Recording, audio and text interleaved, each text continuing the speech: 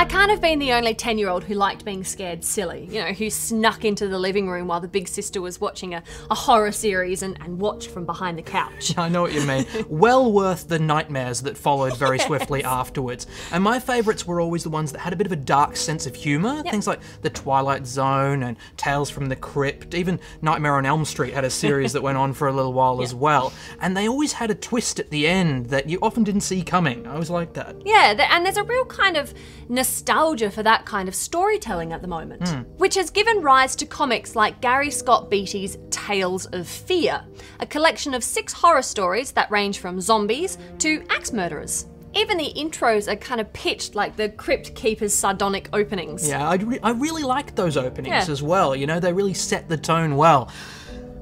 Unfortunately, that was the only thing that I liked about this comic. Look, don't get me wrong, I really appreciate schlock horror. You know, that combination of extreme violence and twisted humour, that can work really well in the right circumstance.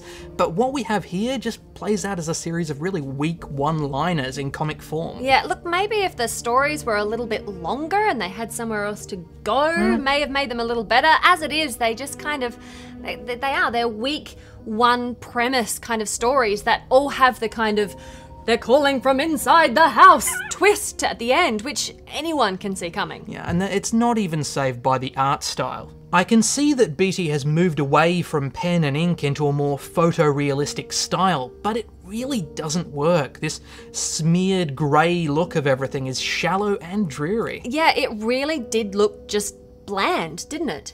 I've seen photorealism done before, and I've seen it done better. Look, cover to cover, this book only took me about 10 minutes to read, and that is 10 minutes I am never getting back, and I was so glad that it ended. I'm saying it now. It's happening. History is being made. This is a burn. Ooh, the first Sonya burn. The first burn. Now, I've got to say for myself, I appreciate the impulse behind this style of storytelling, where they were trying to go, but it is just woefully executed in this case, you know? It's not creepy, it's not clever, it's not even shocking. I'm gonna have to give it a burn as well. Kapowian double burn. Double burn.